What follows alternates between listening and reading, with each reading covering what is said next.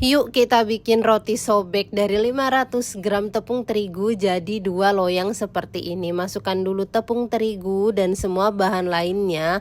Aku mixernya pakai stand mixer dari Idealife tipe IL221S. Kapasitasnya gede, 4 liter, nggak cepet panas dan ada pengatur waktu digitalnya. Ini aku tambahkan ragi karena tadi kelupaan. Kalau udah tercampur rata, kita tambahkan bahan 2 ya. Lalu kita mixer kembali dengan kecepatan tinggi sampai dia kalis.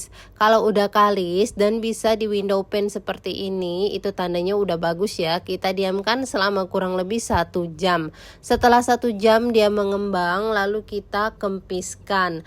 Hilangkan udara-udara yang terjebak di dalamnya. Aku bagi menjadi 16, lalu kita bulatkan masing-masingnya. Tata di dalam loyang seperti ini, kasih jarak sedikit, lalu diamkan 15 menit.